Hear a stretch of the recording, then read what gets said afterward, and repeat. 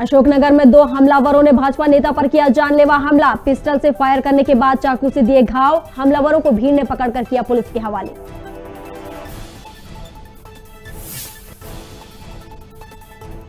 शिवपुरी में दिखी अजीबोगरीब तस्वीर। पिता ने बेटी के लिए नया मोबाइल खरीद कर निकाली मोबाइल की बारात। डीजे, ढोल और आतिशबाजी के साथ लाया गया नया फोन।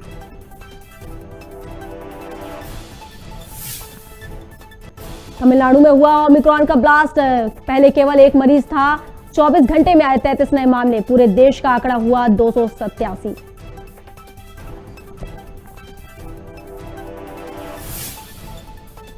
बीजापुर में नक्सलियों ने मचाया उत्पात। क्रेशर प्लांट में लगे जेसीबी और हावड़ा समेत 3 वाहनों में लगाई आग। मजदूरों को काम नहीं करने की दी धमकी।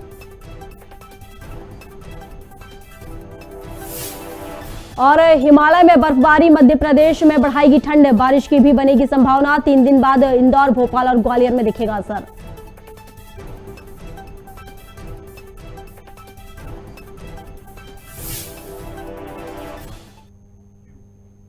नमस्कार, खबर भारत देख रहे हैं आप। मैं हूं आपके साथ प्रियंका। चलिए बढ़ते हैं खबरों की ओर। भारतीय जनता पार्टी पिछड़ा वर्ग ने पूर्व मुख्यमंत्री व कांग्रेस के प्रदेश अध्यक्ष कमलनाथ का पुतला जलाया। पूर्व सांसद सुभाष पटेल ने बताया कि कांग्रेस के षड्यंत्र के चलते मध्य प्रदेश के पंचायत में ओबीसी वर्ग के लिए आरक्षित सीटों पर चुनावों में रोक लगा दी गई है, जिससे कांग्रेस का दोहरा चरित्र उजागर हुआ है। कांग्रेस के इस कृत्य से प्रदेश में निवासरत लगभग 51% ओबीसी वर्ग में अत्यंत रोष व्याप्त है और लगभग 70,000 ओबीसी के आरक्षित पदों पर चुनाव न होने से ओबीसी वर्ग को हानि हुई है। इन्हीं सब मुद्दों को लेकर प्रदेश भाजपा के आह्वान पर कांग्रेस नेता कमलनाथ का पुतला दहन किया गया। आज मध्य प्रदेश भारतीय जनता पार्टी के आह्वान पर बड़वानी जिले के पिछड़ा मोर्चा के तत्वाधान में पूरे प्रदेश में कांग्रेस के खिलाफ और कमलनाथ और दिग्विजय सिंह के खिलाफ कमलनाथ का पुतला दहन किया गया। इन्होंने हमारे इस चुनाव में, पंचायती राज के चुनाव में पिछड़ा वर्ग के साथ अन्याय किया है। पूरे प्रदेश में पिछड़ा वर्ग की सीटों पर कोर्ट में स्टे लगाकर चुनाव को रुकवाने का प्रयास किया है।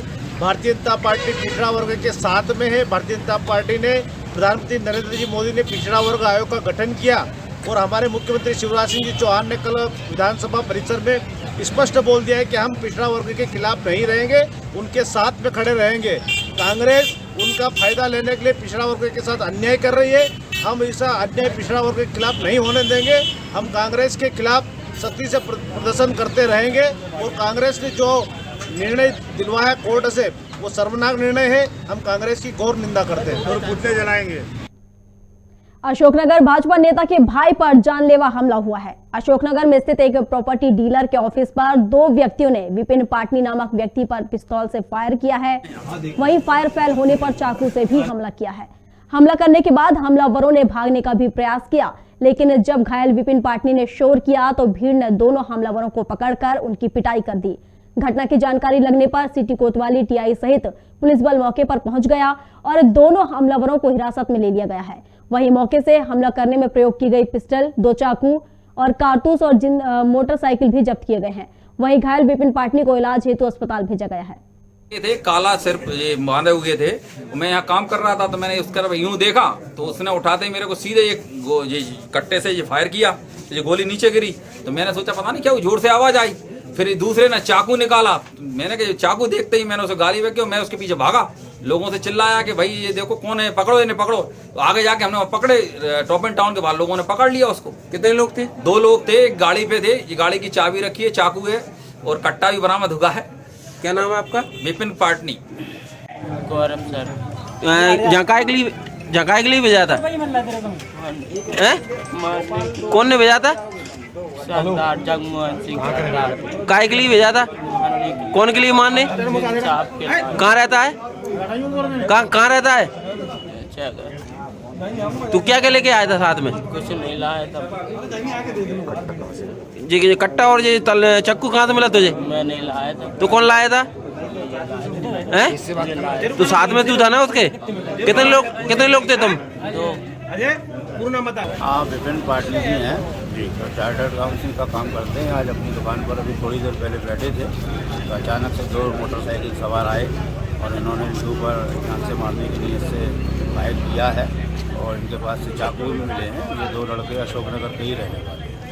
सर कुछ विवाद समझ में सामने आ रहा है शुरुआत तौर अभी पर? प्रारंभिक रूप में एकदम से समझ में नहीं आया है। पार्टी जी को भी चिकित्सा के लिए जिला चिकित्सालय रवाना किया गया है और लड़कों को भी कस्टडी में लेकर थाने भेजा गया है।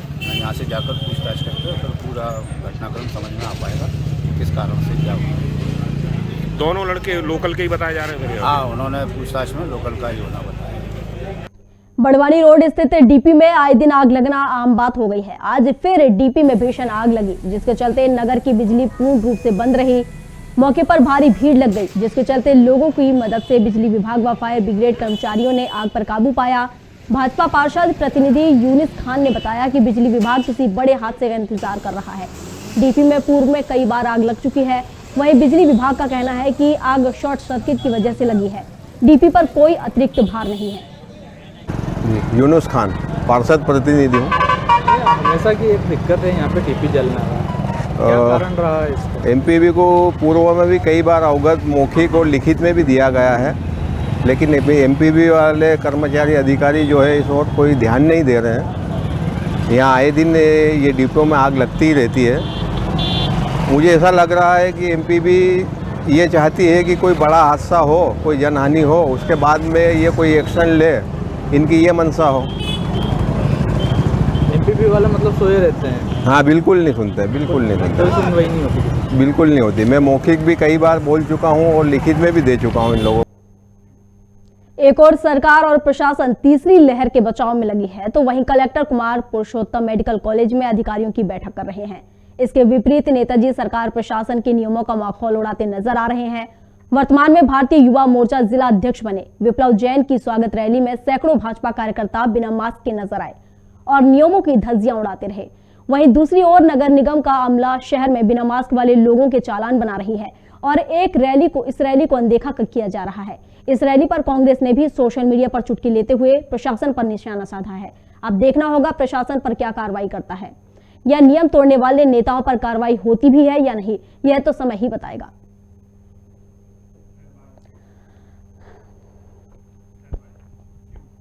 गरियाबंद जिले के नवपदस्थ पुलिस अधीक्षक जे.आर. ठाकुर के पदस्थापना के बाद से ही अपराध पर नियंत्रण के लिए जिले के सभी थाना प्रभारियों की बैठक लेते हुए शराब जुआ और खासकर महिलाओं से होने वाले अपराधों पर लगाम लगाने सख्त निर्देश देते हुए लगातार मॉनिटरिंग कर रहे हैं।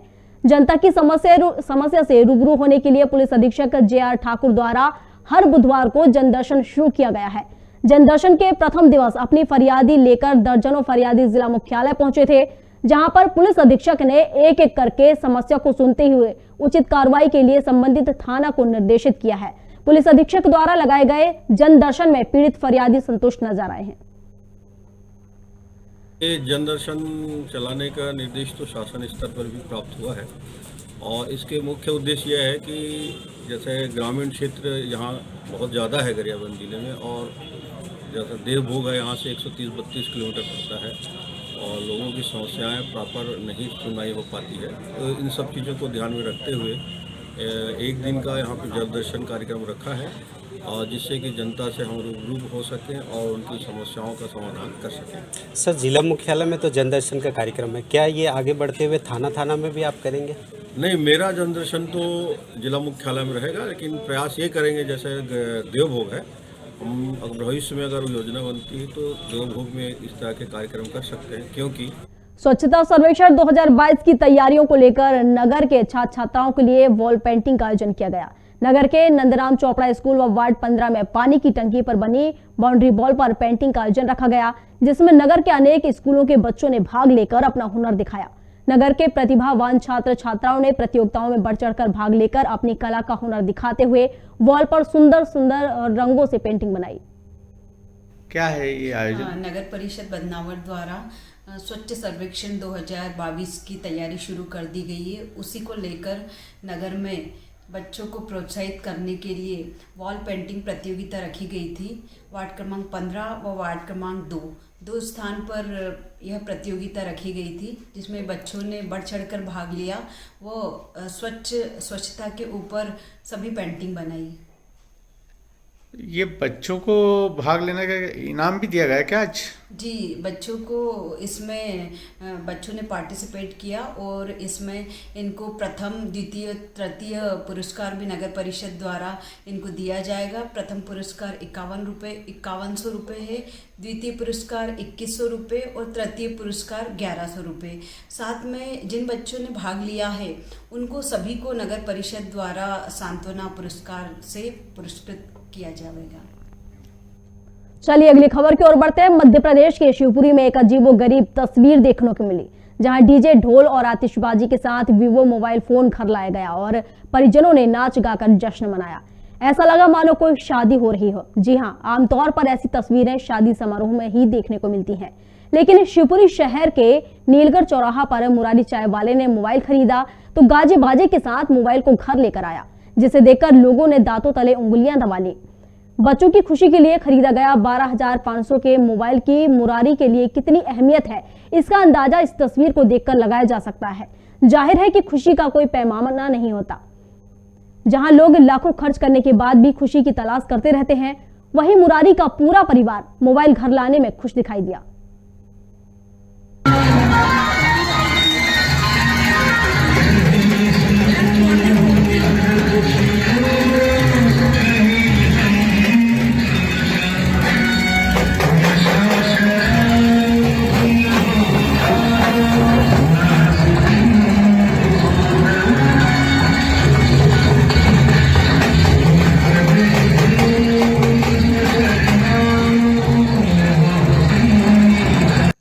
निकालती खुशी में, मोबाइल खुशी में। मोबाइल की कैसी खुशी? खुशी वही बच्चे की, इस चक्कर में आपने प्रियंका नाम है उसका। इस चक्कर में आपने बारात निकालती पूरी, कहाँ से कहाँ तक निकाली? पूरे चौराहे से लेके चौराहे पूरे बाजार में। अंबिकापुर के टीसीपीसी पोस्ट मैट्रिक कन्या छात्रावास की छात्राओं ने अधीक्षिका अनीता तिग्गा के खिलाफ दुर्व्यवहार का आरोप लगाते हुए कलेक्टर से शिकायत की है। छात्राओं की शिकायत को कलेक्टर ने गंभीरता से लेते हुए अधीक्षिका को तत्काल प्रभाव से हटा दिया। बता दें कि अंबिकापुर शहर के बनारस रोड स्थित संचालित हो रहे शासकीय टीसीपीसी पोस्ट मैट्रिक कन्या छात्रावास में अव्यवस्थाओं का आलम है, जिसे लेकर आए दिन पोस्ट मैट्रिक कन्या छात्रावास से शिकायतें आती रहती हैं।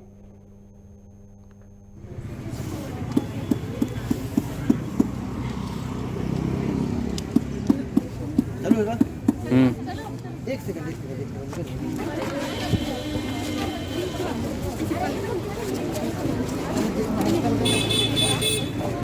कई बिंदुओं में शिकायत है।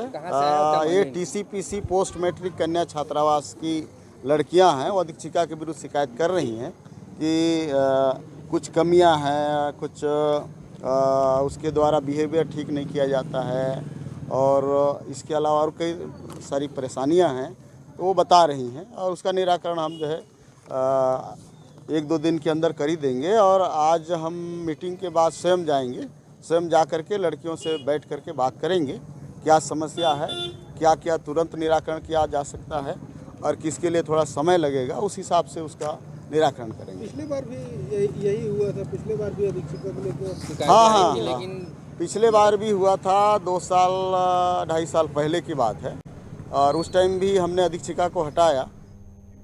मोर the waste better the taste, इस स्लोगन के साथ शुरू की गई अंबिकापुर नगर निगम की अनूठी पहल पर पलीता लगती दिख रही है। आलम यह है कि जिस गार्बेज कैफे की देश और दुनिया में तारीफ हो रही थी, वो बंद होने की कगार पर है और उस स्थान पर निजी होटल का संचालन हो रहा है।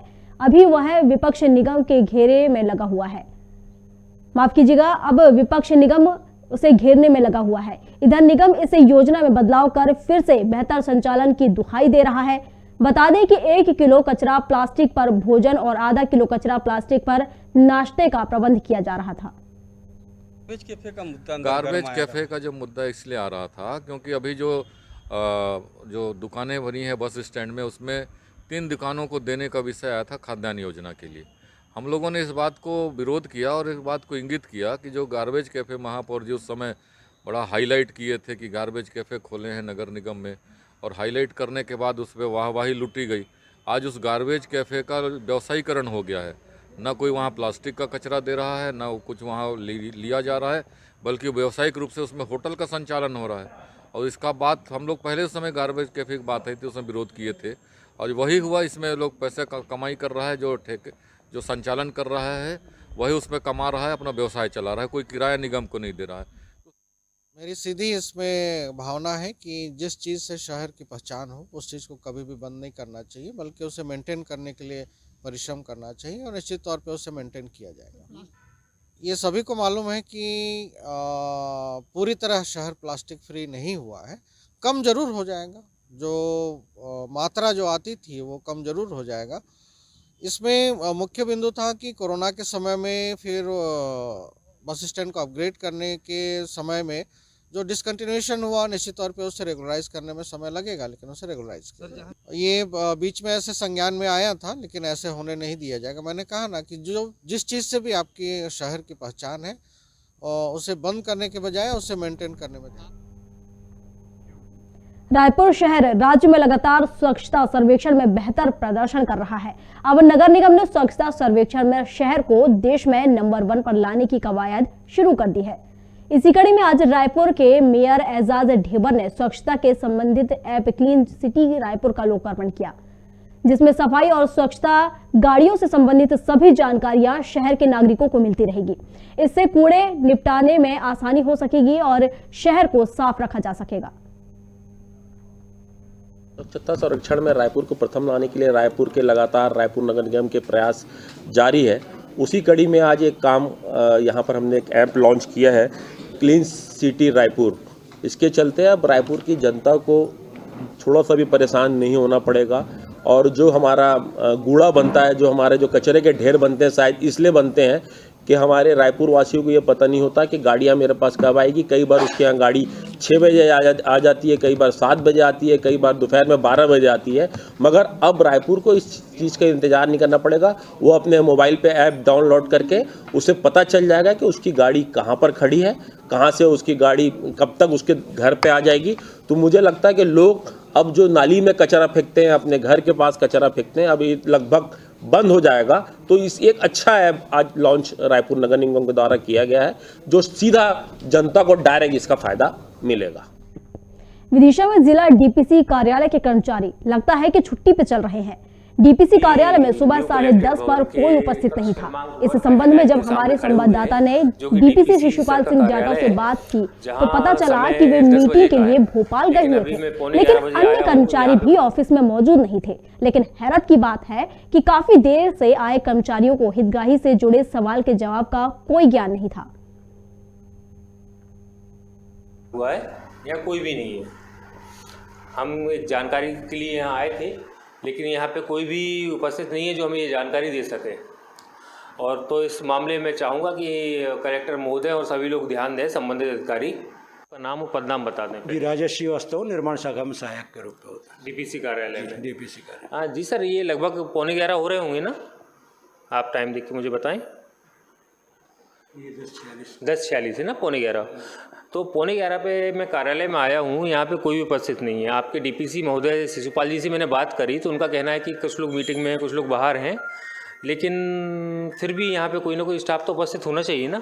स्टाफ में सर प्यून आया हुआ है और कमलेश जी आए हुए हैं पीसी। सर आप यहाँ मुझे दिखाएं कहाँ प्यून है आपका? छगन, आइए अंदर ही चलते हैं, अपन देखते हैं जो ऑफिस की स्थिति है। ये देखें, पूरा ऑफिस खाली पड़ा हुआ है, सीटों पे तो कोई उपस्थित नहीं है। और हमने जो पहली रिकॉर्डिंग बनाई उसके बाद सर आए हैं यहाँ पे और अब मैं सर से चर्चा कर रहा हूँ। जी सर, जी बताएं। अभी तो हम 3 ही लोग आए हुए हैं इस वक्त। 3 लोग आए हुए, लेकिन सर यहाँ पे फिलहाल तो मुझे, जब मैं आया पहले तब तो मुझे कोई भी नहीं देखा मेरे उसके बाद। सर तो ऑफिस टाइम में अपन ऑफिस में बैठते हैं, बाहर खड़े होते हैं? नहीं, ऑफिस में ही बैठते हैं, लेकिन उस वक्त सफाई का काम चल रहा था तो बाहर खड़े थे।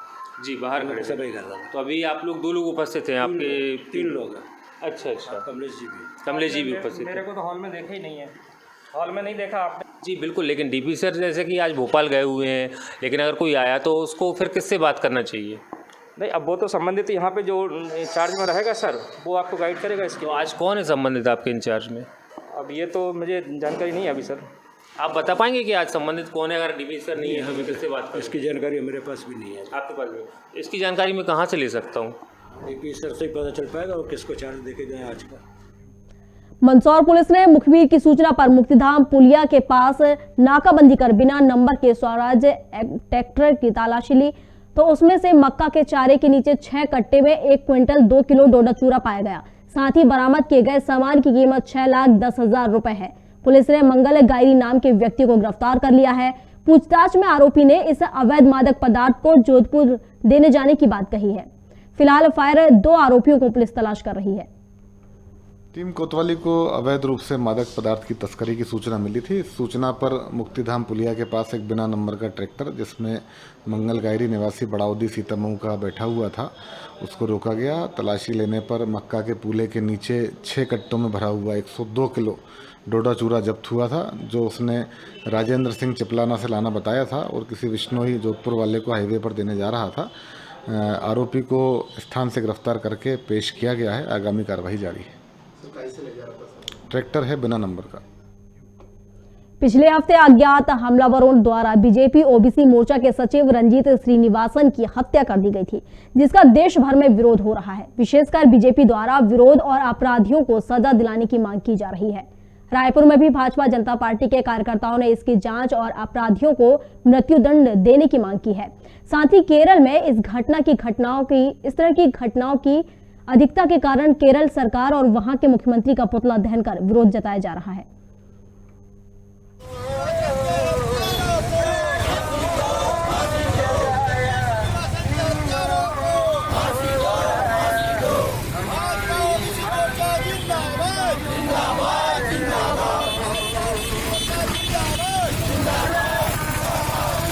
निश्चित रूप से इस प्रकार की जघन्य हत्या लगातार केरल प्रांत में राष्ट्रवादियों के साथ हो रही है। भारतीय जनता पार्टी पिछड़ा वर्ग मोर्चा इसका घोर विरोध करता है और इसलिए हमने आज केरल प्रांत के मुख्यमंत्री का पुतला दहन किया और हम मांग करते हैं कि दोषियों पर तत्काल कड़ी से कड़ी कार्रवाई हो, उनको फांसी की सजा हो, अन्यथा पिछड़ा वर्ग मोर्चा पूरे प्रदेश और पूरे देश से पूछ करके केरल राज्य में जाकर के सबक सिखाए।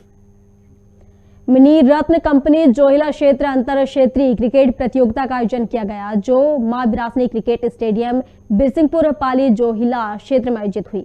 इसका उद्घाटन हेमंत शरद पांडे महाप्रबंधक SECL जोहिला क्षेत्र के मुख्य अतिथि के द्वारा किया गया। इस अवसर पर ध्वजारोहण और राष्ट्रगीत गाकर क्रिकेट खेल का शुभारंभ किया गया।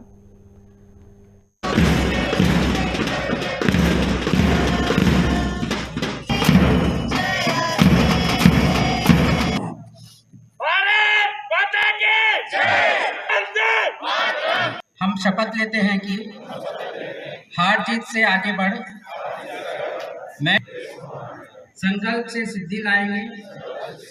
हम न्यू इंडिया जो आयोजन है ये SECL का आयोजन होता है और हर साल ये आयोजन होता है। चूँकि 2 साल कोरोना के चलते ये आयोजन नहीं हो पाया था, इस साल से पुनः स्पोर्ट्स का सभी कैलेंडर जो हमारा वेलफेयर में होता है और ये डायरेक्टर पर्सनल जो है SM चौधरी साहब, उनके दिशा निर्देश पे हर एरिया को एक एक जिम्मेदारी दी जाती है।